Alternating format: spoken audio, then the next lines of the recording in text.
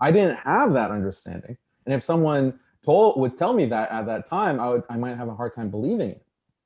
It was only later, and this is when the internet kind of blew up in the early 2000s, and people now have other sources of information. You don't have to rely on mainstream media news that's just feeding you whatever lies, at that time it was the Bush administration, whatever lies that they are handing to these journalists, and these journalists are just like dutifully recording it and passing it on without any criticism, without any skepticism. They just accept, oh yeah, Saddam has weapons of mass destruction. If we don't do something, he's going to nuke the entire world.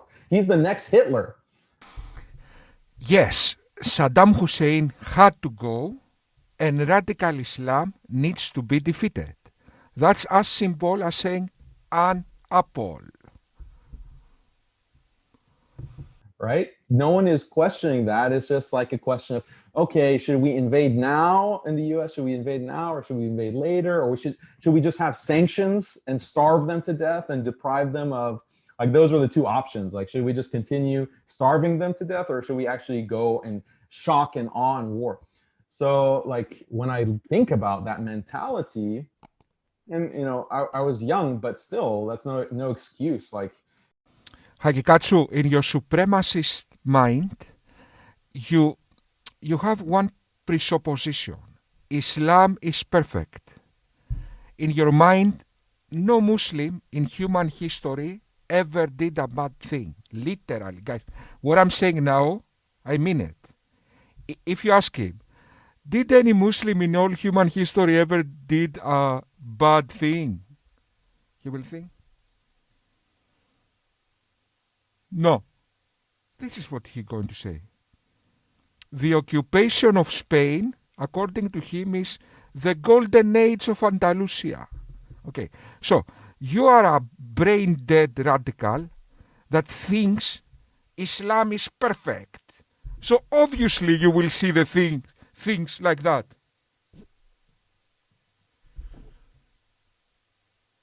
Or obviously you will explain things with this way. You should have known better, should have had that kind of information. And with the internet, you can now go and search, and you can go and be exposed to different ideas that will shed light on the falsehood and the fabrication. And that came to light later on as well. But that's another example of just a paradigm shift. You think that you can trust whatever comes from the mainstream, the experts, the officials, the government officials, but they will straight up lie. They will straight up lie about so much, because that's propaganda. And then the American guy was like, oh, well, I watch all kinds of news. And then the Chinese guy, oh, you don't realize it's propaganda? And the American guy is like, I never even thought of that. I didn't make the connection that. Okay, you buffoon, we accept your challenge. Let's see. USA, let's go to USA. This is, by the way, 2020 World Press Freedom Index. Let's go to USA. 45. Let's go to Saudi Arabia. 170. How about here? Sorry. Iraq, 162. Here, I think. Iran, 173. This is your country, Haqiqatjou. Let's see, Turkey, 154. How about Egypt? Let's see, 166. What's here? Libya, 164.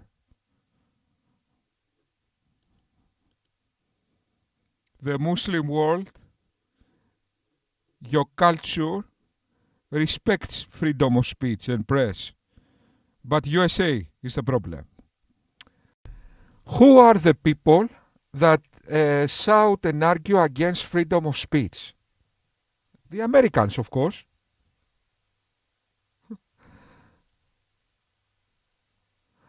The deadly assault on the offices of Charlie Hebdo in Paris is the latest in a long series of threats, plots, and attacks in response to controversial cartoons.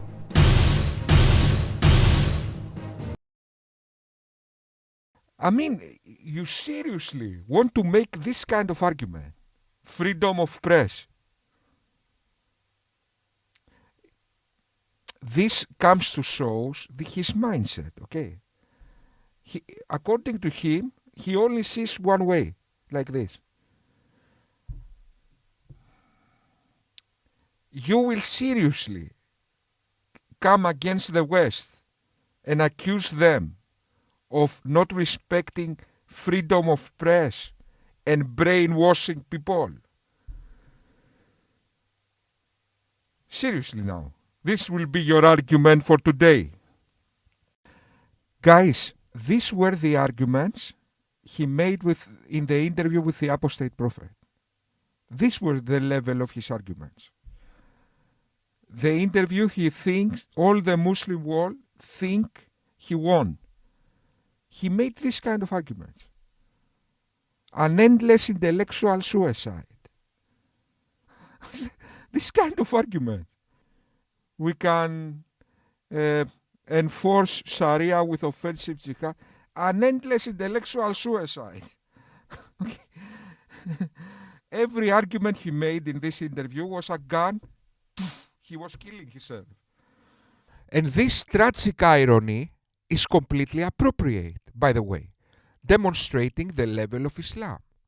The Muslim skeptic is a complete radical, brain-dead cultist. Okay, exactly as we would have expected. So all these news in China and other countries, we recognize as Americans, oh, that's just state propaganda. Yeah, we know. You will teach the West about freedom of speech and freedom of press. We know that. But let's put that aside for now, and let's go and see if he's got another argument. We were defeated in this argument, the same way you defeated the Apostate prophet. SubhanAllah. I think this is obviously something that people need to wake up to. So inshallah, this will be the podcast that allows for that. That amongst other things. Actually, in the video that the person you debated made about our brother Angel here, one of the first things he did was laugh about mass media manipulation and act like it's not a real thing. Because one of the points Angel made was that, he thought Islam was this really, terroristic religion. Young man, nothing in this world is perfect. Don't compare everything to paradise. Okay? Nobody said we have perfect freedom of speech. But if the West is here in freedom of speech, you are under the ground. Okay? You are not perfect. That's a delusion. You are under the ground. So, a person that is under the ground sees up and accuse the West. You outrage me. Your stupidity breaks every limit. And all this weird stuff, because that's what, mass media was pushing. And the first thing that guy did was laugh about it, which I think is one of the bigger blunders. But it's, this is one of the biggest issues we face as a society. We always say the biggest problem you can have is not knowing you have a problem, right? So not only are they being manipulated, but they're so lost they can't realize that they're being manipulated, right? SubhanAllah. So I wanna talk a bit about liberalism, the origin of it, and why it's so destructive, and comparing it, which was basically the crux of that debate, comparing it with Sharia and everything, why Islamic law would actually be a lot better, more beneficial for society as a whole, as opposed to something like liberalism or another secular mechanism. Okay, let's start with a problem you just recognized. Freedom of press, freedom of conscience, and less propaganda. Even brain-dead idiots like you, in your level, cannot possibly claim that Sharia is doing better than liberalism in that regard. Not even you can say that. So, right from the bat, you are losing 1-0. Okay, let's continue. So, Yeah. where would you say, as Habib, where would you say, it originated, and why did it originate? Liberalism? Yeah, so liberalism came out of Europe, France and Britain and Germany to a certain extent. It started, I would say the origins are the 18th century. And it's a very basic idea that, look, we don't trust the Bible. We don't trust the church to tell us what's right and wrong. And the nation. Okay, the usual bullshit. Of course, liberalism has its roots to the age of reason that started in ancient Greece. Greece brought liberalism. And then, in the Enlightenment, liberal philosophers took the ideas where Greece left it and made the Enlightenment. After the Dark Ages, religion brought. Okay, so religion stopped the ancient Greek civilization. We had the Dark Ages, 1,000 years, and then some smart people in the Enlightenment took the ideas of ancient Greeks and continued where Greeks left it. That is liberalism. Liberalism is reason and freedom. That is liberalism. In between, the Muslim world adopted liberalism from 800 to 1100 in Baghdad with the rationalists, the Mutazilites, where they translated the ancient Greeks. So the translation movement in Baghdad, they had liberal ideas. And that was your golden age, 300 years. So your golden age was when you were liberal. Nature of the universe, because they're corrupt. Yeah, the universe, Andromeda Galaxy, and the third gene. We said what happened in history. Now let's go to compare liberalism or Sharia. You were so confident. You're already losing 1-0, by the way. Let's go. So that created a lot of doubt in the Bible. So we, in 18th century Europe, we don't really trust the Bible. We don't trust the church. We think it's corrupt. We don't need them, actually. We can just use our minds and rationality to understand what's right and wrong and how to live our lives. The honorable man, Jesus Christ, man or God, okay, I'm an atheist.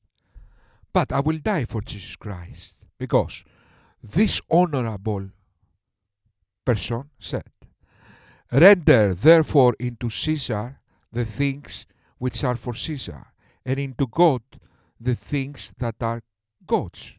Okay, this guy had good philosophy. His words are objectively good. He doesn't get, not because his God is good, but his words are objectively good. So, this radical Islamist gives you a wrong narrative. Jesus was also a political leader, a dictator. This is what he likes you to believe. Jesus was like Muhammad, a political dictator. And Christians rebelled against Jesus. And that's why we have liberalism. This is his argument. No, my friend, you are wrong. Jesus was a liberal, in the good sense. Jesus Christ was a secular humanist. He loved humanity. He was not an enemy of humanity. And that's what liberalism is. It's this idea that we can use our minds to determine right and wrong. And the most important thing is maximizing a liberty, maximizing people's ability to choose whatever they want. And if people have the right to choose whatever they want, then they can make the best choices for themselves. Muslim apologists chase ghosts, because that is how their dogmatic mind works. They need to create strawmans. That's why they say things like liberalism is a religion, or you are slaves of your own desires. They like to pretend everyone are blind zealots, following dogmas. No, that's you, not everyone. Parliaments are populated by various political affiliations and ideas. Part of them subscribe to the strict sense of liberalism some Enlightenment philosophers ascribe to. Islamists like to pretend there is a rationale behind Islamic Sharia. Supposedly it promotes social well-being. That is against Islamic theology. Islam doesn't focus on human well-being, but on the well-being of Islam. So this kind of secular arguments Muslim apologists put forward are wrong by definition. The outlook of Sharia was never well-being. The outlook of Sharia is promoting Islam. In contrast, the outlook of democracy is human well-being. And how democracy achieves that? Democracy works like biological evolution. All kinds of ideas are tested in societies and they translate to social pressures. Therefore, good ideas dominate inevitably. Once there is freedom, superior ideas inevitably dominate. That's exactly the reason Islam hates freedom, because Islam in freedom dies. And when you just put it like that, it seems like, oh, okay, well, that doesn't sound too bad. That maybe that's what I think is actually good. Maybe liberalism is on the money, actually. Yeah. It seems that's such like a superficial way of looking at it, right? Like that's something, because the first thing I thought of when you describe that is that's so problematic, right? Maybe it's just the Muslim in me coming out, but it's so problematic because if everybody's doing what they think is best for them, how would they know that's best for society as a whole? When Muslim apologists want to attack something, they create a straw man. The same way Ahmed Sobor, instead of evolution, he attacks Darwinism because it's easier to attack. Then we had Mohammed Hijab. Instead of attacking secularism, he attacks liberalism, referring to certain views of certain liberal philosophers of the Enlightenment.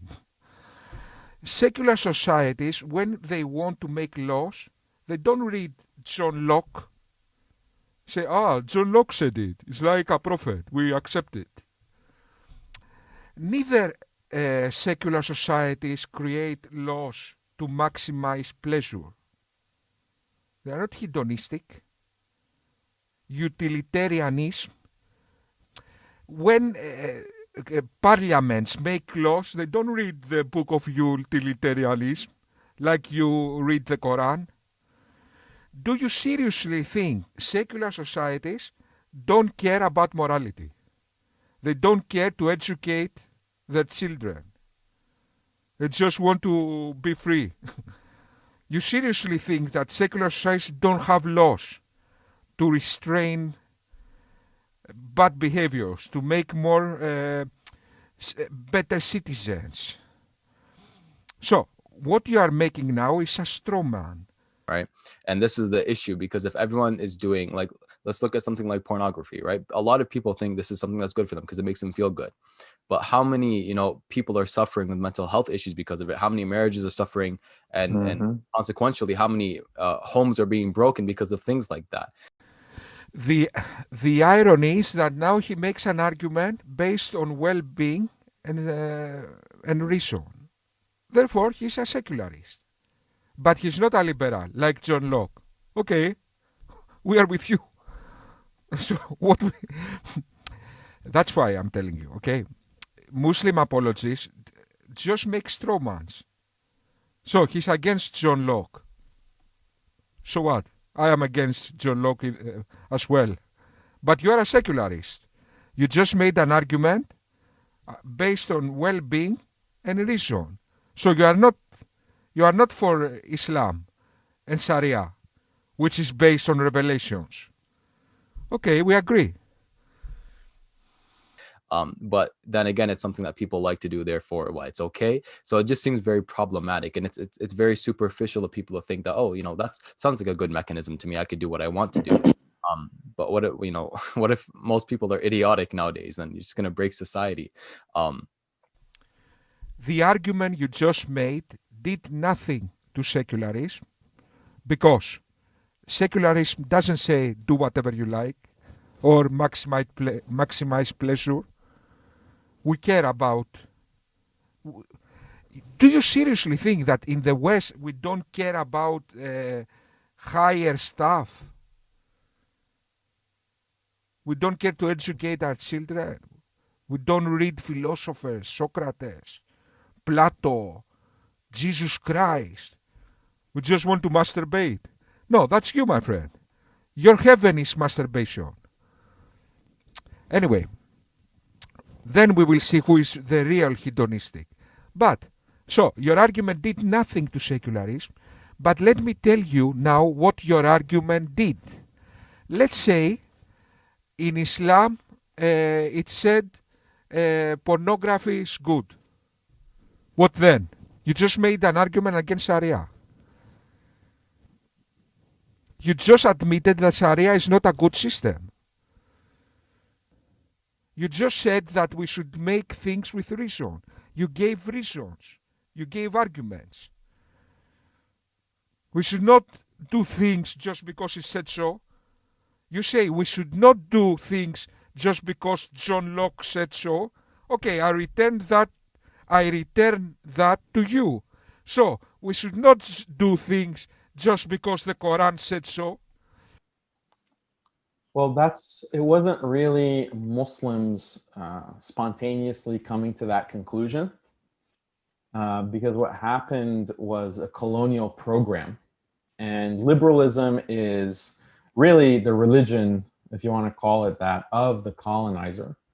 And a lot of the finer points and philosophy of liberalism is a reaction to Islam. Like, they were developing liberalism as an ideology, often in response to Islam and wanting to colonize Muslims. In reality, of course, liberalism, or let's just say Western secularism, dominated this world because it's the superior ideology that promotes human well-being. And intuitively, humans want to make happy and prosperous societies. Islam, on the other hand, needs to impose itself to societies with draconian rules like Sharia and dictatorships. So, it's the complete opposite of what Haqiqatjou like you to believe. And how we can test that? Just leave societies free and let's see what ideology will dominate. According to Muslim scholars themselves, if not for death for apostasy, not a single Muslim would have been left in this world today. So that's actually important to recognize, this kind of intertwined history of colonialism and liberalism. But one of the things that they wanted to get Muslims to do is to buy European products, especially European technology, because if you can get a population addicted to or reliant on technology, then you can lock them in a position of subsistence, basically. Like, they're going to be less than you because you're taking their raw resources for like pennies. Haqiqatjou is a crazy conspiracy theorist. You just need to see his video, The Genius of Islam, and dive to the dark conspiratorial mind of this mentally sick person. I made a response to this video calling it the Unabomber, where I made a parallel of this guy's mind and the Unabomber philosophy. So according to Haqiqatjou, Islam imposing itself with Sharia and offensive jihad is not a problem. Western society is making good products, that is the real imposition. Then there's a third vision of the future, perhaps the most terrifying, where the human race no longer exists because technology has finally made the human body and even the human mind obsolete. Instead of men and women, the world is populated with robots, androids, and disembodied cyberhumans. Look, guys, I can make rounds of this buffoon all day if you like, okay? This buffoon who thinks he wins interviews. I can make rounds of him like he's a puppet. Okay, all day. I can destroy him all day. All day. What? They took my ice cream. No, your ice cream melted. Okay, that is like, I'm like a, he's like a young kid. But the video is too long. So I will make another video